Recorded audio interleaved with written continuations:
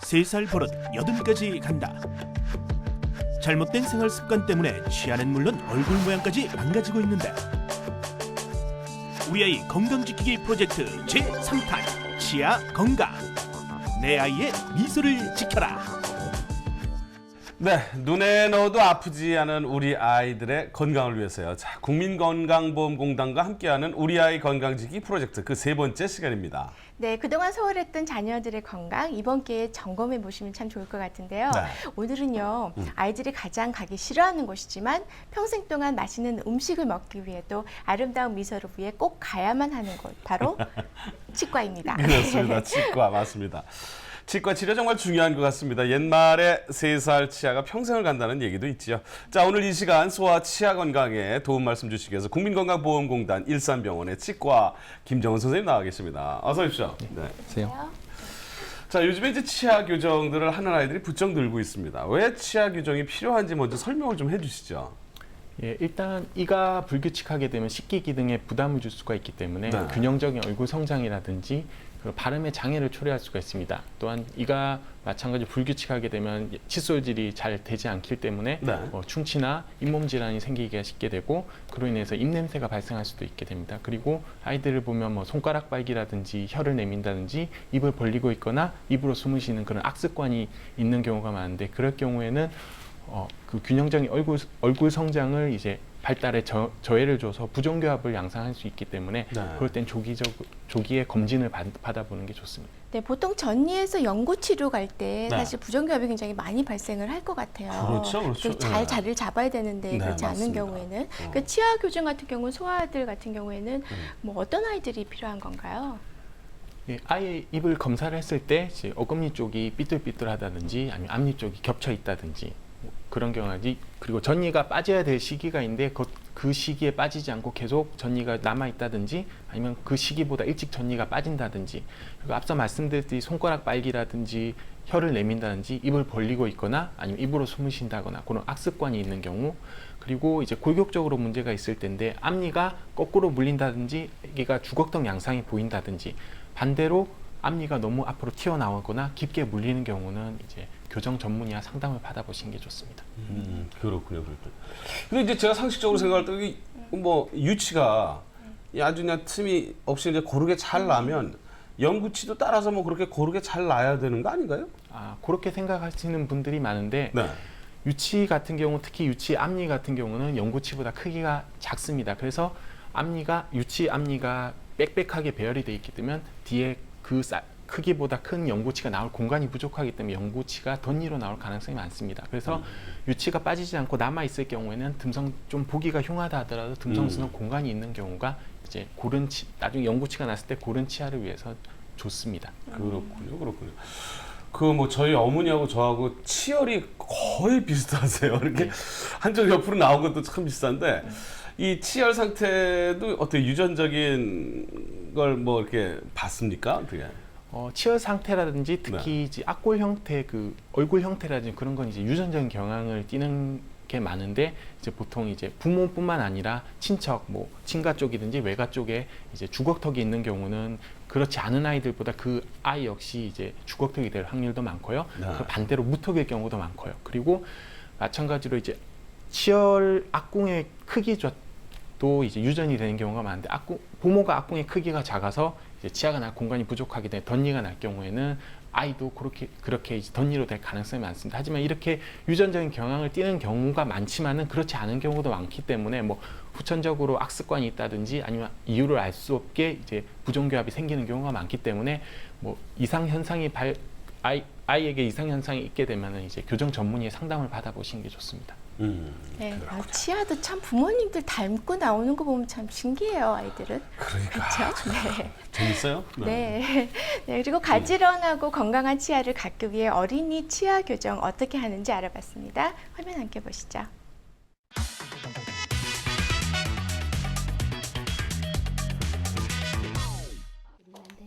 교정 치료는 정확한 진단에서부터 시작되는데 치아의 발육 상태와 위치 관계 등을 분석해 치료 계획을 세운다.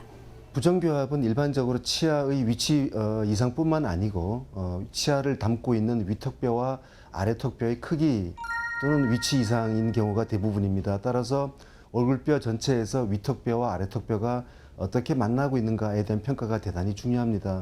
따라서 교정치료 계획 시에 이러한 검사는 성공적인 치료를 위해서 꼭 필요한 과정이라고 할 수 있습니다. 성장이 남아있는 어린아이의 경우 교정 치료 시 신중해야 하는데 이때 주로 사용되는 것이 바로 가철성 교정 장치다. 이는 턱 골격에 문제가 있는 부정교합일 때 턱뼈의 성장을 정상적으로 조절해주는 역할을 한다.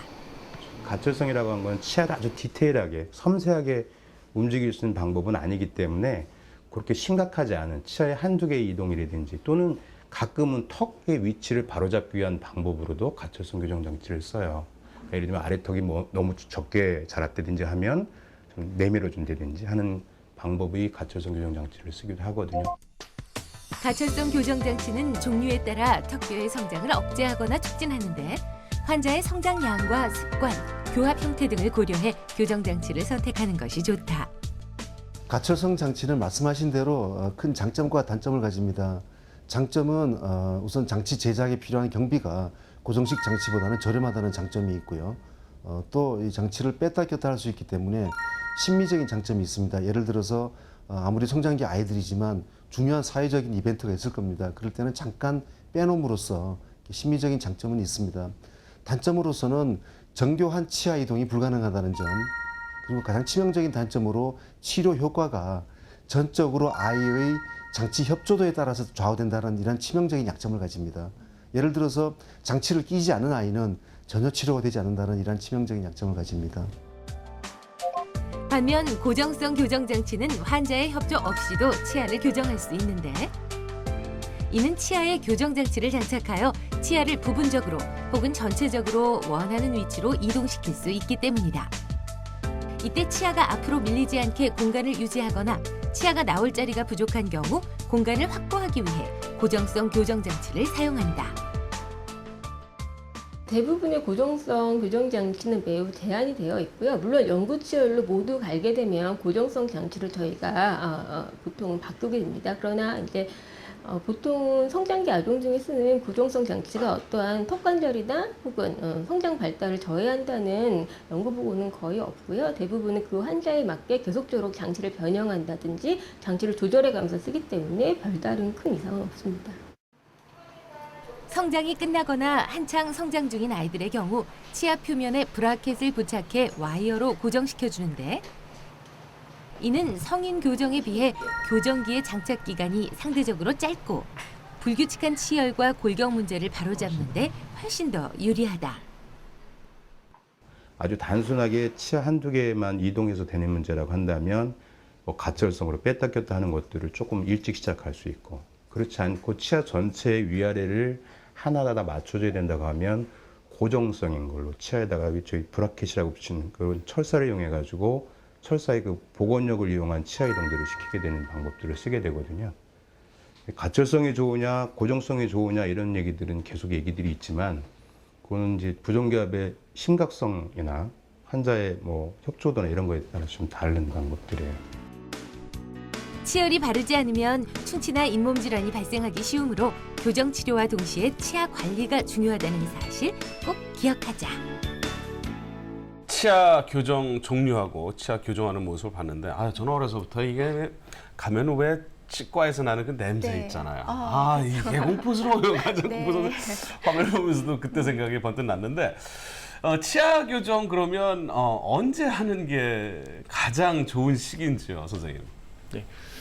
그 어느 누구에게 정확한 교정 시기라는 건 사실상 존재를 하지 않습니다. 하지만 이제 그 빨리 조기에 교정을 해야 되는 경우는 몇몇 경우가 있는데요. 그럴 경우는 이제 주로 이제 앞니가 거꾸로 물린다든지 네. 주걱턱인 경우는 이제 빨리 치료를 들어가는 게 좋고요. 네. 그리고 이제 보통 초등학교 저학년 시기에 이제 최대 성장기라 불리는 이제 성장 활동이 가장 왕성한 시기가 있는데 그 시기에 교정을 하게 되면은 이제 단순히 치아 배열뿐만 아니라 악골 성장까지 양호하게 그 성장을 유도를 할 수 있기 때문에 좋은 결과를 얻을 수 있게 되고요. 보통 이제 전체적으로 치아를 붙이는 장치를 치료를 한 경우는 보통 이제 영구치가 다 난 이후 뭐 12세나 13세 그 정도의 이제 교정 치료를 들어가게 됩니다. 아, 그렇군요. 그러니까 뭐 따로 나이가 이렇게 정해져 있는 게 아니라 외모로 이렇게 봤을 때나 또는 기능상의 문제가 있으면 바로 가서 교정을 받는 것이 좋다는 말씀이신데, 그럼 이 교정 기간이 저희들이 알기로는 뭐 2년, 3년 뭐 이런 데도 있고, 요즘은 뭐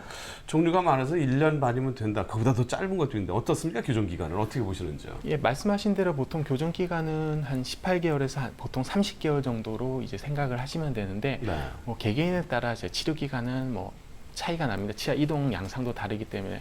그렇지만 이제 그 성장 조절을 치료를 하는 어린 아동의 경우는 이제 보통 뺐다 꼈다 하는 가채식 장치라는 걸 많이 쓰기 때문에 네. 그거는 이제 환자랑 보호자의 협조도가 중요하게 됩니다. 그리고 이제 성장이 완료될 때까지 정기적으로 검진을 받아야 되기 때문에 이제 전체적으로 보면은 이제 치료 기간이 조금 길어질 수도 있습니다. 하지만 이제 같은 치료 기간이 예상되는 경우에는 이제 환자나 보호자가 치료 약속을 잘 지키시고, 그리고 구강 위생 관리를 철저하게 하시면서 장치를 잘 장착하게 되면 치료 기간은 단축되게 됩니다. 한참 자란 아이들에게 이거 한 2년, 3년씩 이런 걸 딱 하면 오히려 이 근육 발달이나 이 뼈 발달에 저해를 주는 그런 거는 없나요? 아, 그 교정 장치라는 거는 그런 잘못된 악골 성장을 바른 상태로 유도를 하기 때문에 그런 네. 장치를 꼈을 경우에 이제 아이들이 외모가 좀 바뀐다든지 그래서 그런 걱정을 하시는 분들이 많은데, 네. 일단 그 장치를 써서 바른 악골 성장을 유도를 하게 되면은 뭐 발음이라든지 그런 얼굴 형태라든지 그런 걸 정확하게 잡아줄 수가 있습니다. 그렇군요. 그 저희 아이도 사실 초등학교 3학년 때부터 치아 교정을 시작했거든요. 근데 보니까 뭐 이물질도 좀 자주 끼고요.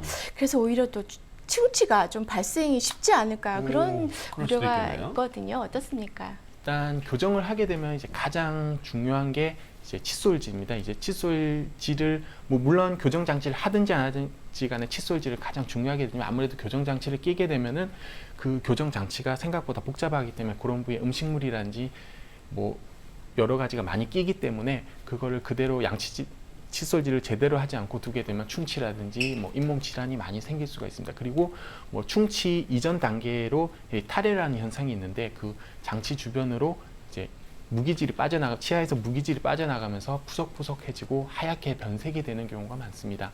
뭐 그렇게 되면은 장치를 나중에 제거를 하게 되면은 그 장치 모양으로 그 탈해 자국이 남게 되기 때문에 심미적으로 좋지가 않기 때문에 이 교정 장치를 꼈을 때는 칫솔질을 아주 중요하게 됩니다.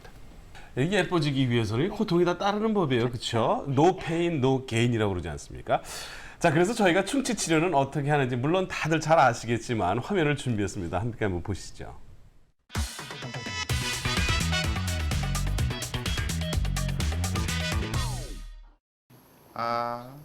교정 중이거나 교정 후 충치가 생겨 고생하는 아이들이 유독 많다고 하는데, 이때 간단한 방법으로 충치를 예방할 수 있다?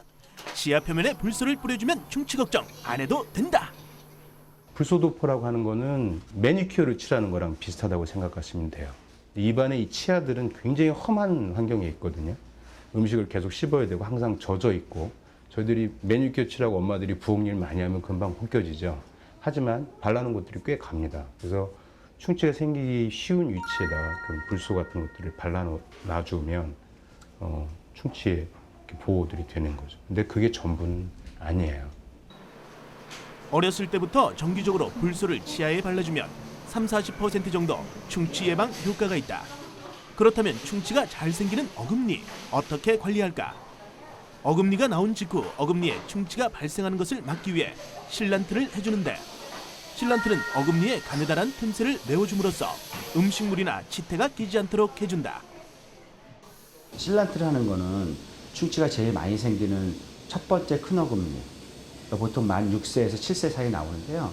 첫 번째 큰 어금니가 나오면 처음에 나왔을 때는 치아가 약한 상태로 나와요. 나오다가 걔가 1년, 2년 지나면서 치아가 단단해지고 충치 저항하면서 좋아지거든요. 초기에 이제 충치가 약한 상태로 올라왔을 때 많이 심해지니까 불소도포든 실란트든 초기에 해주는 게 제일 중요하죠. 하지만 제때 치아 관리를 해주지 않아 우리나라 5세 아동의 10명 중 7명이 충치를 갖고 있다. 치아 우식이 생기는 이유는 입 안에 있는 세균인 스트랩토코커스라는 세균이 저희가 음식물을 섭취하게 되면 모든 음식물에는 당 성분이 있습니다. 그 당 성분을 자기의 영양분으로 이용하고 산을 발생시키는데요. 그 산에 의해서 치아가 녹는 그리고 치아가 할해되는 과정이 바로 우식입니다. 5세 이하 아동 1인 평균 충치 개수는 2.85개. 유치는 영구치에 비해 충치 발생 빈도가 높고 충치 진행 속도가 매우 빠르다. 이 영구치에 충치가 생긴다고 하면 그건 빨리 조기에 발견해서 치료를 해줘야 될 부분들이고요. 전이의 경우에도 이것이 충치가 많이 진행이 돼서 아이가 고통을 겪거나 음식물을 씹는 데 문제가 있거나 아니면 새로 나올 영구치에 문제가 있겠다고 판단이 된다면 적극적으로 치료들을 해줘야 됩니다. 세균에 의해 치아 표면이 녹기 시작하면서 상아질까지 충치가 진행된 경우 충치 부위를 제거하고 수복 치료를 해줘야 한다. 이런 경우 일반적으로 치아색과 가장 비슷한 레진으로 치아를 메워주게 되는데 환자의 상태에 따라 아말감, 골드 등의 수복 재료의 장단점을 살핀 후 재료를 선택한다. 유치 같은 경우 이제 그 충치가 신경에 근접하면 일단 아프게 되고요. 뿌리 끝까지 염증이 진행이 되면 치아는 생활력을 상실하게 되고 그 염증이 주변의 뼈로 퍼져서 뼈가 녹고 잇몸에 고름 주머니를 형성하기도 합니다. 또 이러한 염증은 유치에만 국한된 것이 아니고요. 아래에 있는 후속 영구치에까지 이완돼서 영구치의 모양이나 형태 이상을 가져올 수도 있고요. 유치를 원래는 갈 때까지 유지를 해야 되는데 이렇게 심하게 염증이 퍼진 유치는 결국 뽑게 되는데요. 그렇게 되면 나중에 후속 영구치가 나올 자리가 없어지게 되는 등의 부정교합을 또한 유발할 수 있겠습니다.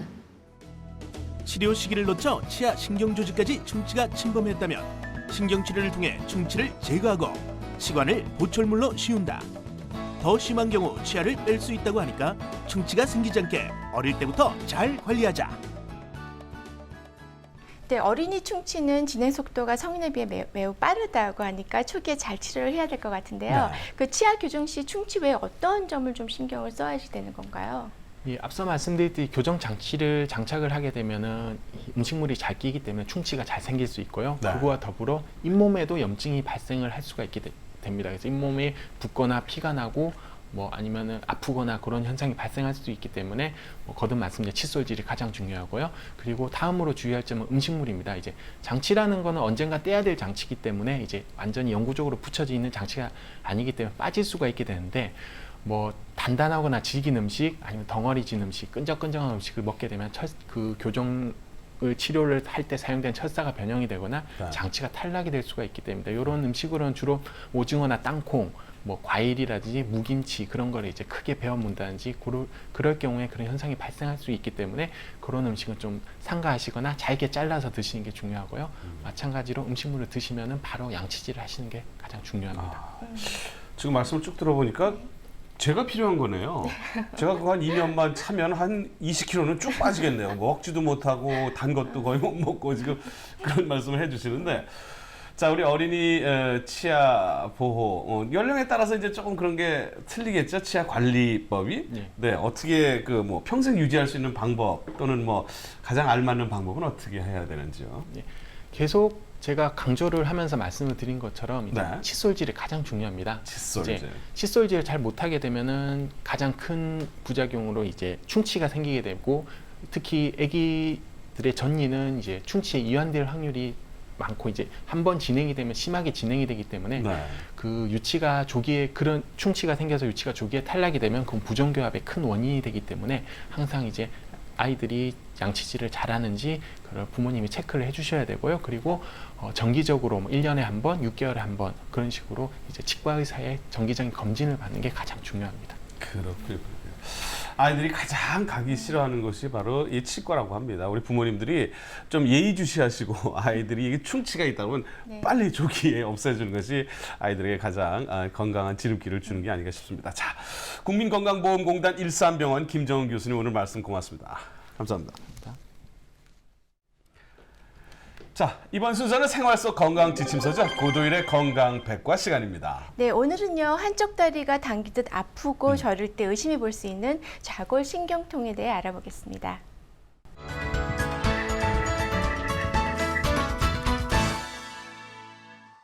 일반적으로 허리 디스크 하면 허리가 아픈 경우를 생각할 수 있습니다. 근데 허리 디스크라고 해서 다 허리가 아픈 거는 아닙니다. 오히려 엉덩이 쪽으로 해서 다리 뒤쪽으로, 무릎 뒤쪽으로, 장단지 쪽으로, 발바닥 쪽으로 이런 게 아프고 저리고 당길 수 있습니다. 그 허리가 아프다고 해서 또 허리가 안 아프다고 해서 디스크라고 꼭 생각할 수는 없습니다. 예를 들어서 그 지방에 있는 환자였는데 장단지가 운동하다가 너무 아팠는데 그것이 계속 물리치료를 받고 침도 맞고 했는데 효과가 전혀 없었습니다. 그때 정밀 검사를 한 달 반 지나서 했는데 알고 보니까 허리 디스크가 신경을 눌러서 그랬던 경우가 있을 수 있습니다. 이런 환자들은 허리 통증은 전혀 없고 장단지만 아픈 경우도 있을 수 있습니다. 이런 경우를 좌골신경통이라 합니다. 좌골신경통은 엉덩이가 땡기고 저리고 해서 무릎 뒤쪽으로 옆쪽으로 다리가 땡기고 저린 거를 얘기합니다. 좌골신경은 엉덩이 쪽에 있는 것으로 이것이 눌리게 되면은 다리가 땡기고 저리는데 대개 원인은 협착이라든지 디스크라든지 이런 것에 눌릴 수 있습니다. 좌골신경통은 가장 큰 원인이 디스크라든지 협착이기 때문에 이런 것은 그 진단을 정확히 해서 치료를 해야 됩니다. 디스크인 경우는 오래 앉아 있으면 다리가 땡기고 저립니다. 협착인 경우는 걸으면은 다리가 땡기고 저려서 가다가 쉬고 반복하는 게 협착증입니다. 치료법은 협착증인 경우는 관을 넓혀주는 고정술과 같은 수술과 또는 그 전에 하는 그 신경성형술, 그 관을 좀 넓혀주는 거죠. 그 간단하게 하는 신경성형술 같은 걸 할 수 있고요. 디스크인 경우는 디스크를 튀어나온 거를 줄여주는 고주파 수액 감압술이라든지 레이저를 쓰는 치료를 해서 디스크가 튀어나온 거를 없애줄 수 있고 또는 그 디스크하고 신경하고 붙은 거를 떼어주는 기술이 있을 수 있습니다. 또는 주사요법을 병행하기도 합니다. 그 치료로 또한 그렇게 한 다음에 유지를 시켜주거나 또 예방하기 위해서 운동을 해야 되는데 디스크인 경우에는 걷기라든지 등산이라든지 수영하는 게 아무래도 좋고요. 협착증인 경우에는 걸으려면 다리가 땡기고 저리기 때문에 그런 경우는 그 수영을 한다든지 실내 자전거를 타는 게 좋습니다. 이와 같이 디스크하고 협착은 좌골신경통을 이룰 수 있는데 이런 것들의 그 원인과 치료가 다 다르고 또 운동법도 다를 수 있기 때문에 정밀 검사를 통해서 디스크와 협착을 정확히 진단을 한 다음에 치료를 하셔야 좋은 결과가 있을 수 있습니다.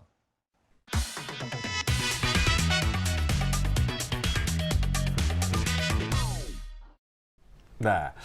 좌골신경통의 원인에 따라서 치료 방법이 달라질 수 있다고 하니까요. 병원을 꼭 찾아서 전문의의 진단을 받아보시는 것이 좋을 것 같습니다. 네, 또 교정 치료를 받을 때도요. 선천성 안면 기형으로 인해 악골 발육 장애가 있는지 아니면 종양이나 뇌성마비 등으로 인한 악골 발육 장애인지에 따라 치료법이 달라질 수 있으니까 반드시 전문의의 진단을 받으셔야 하고요. 네. 또 이때 의료보험 혜택이 적용이 된다고 하니까 자세한 내용은 국민건강보험공단 1577-1000 번으로 문의하시기 바랍니다. 그래요. 네. 이 번호 잘 외우셨다가요. 꼭 잘 활용하시기 바랍니다. 네.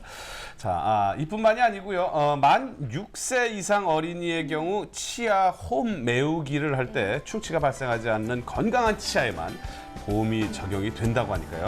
이 점도 꼭 참고하시면 좋을 것 같습니다.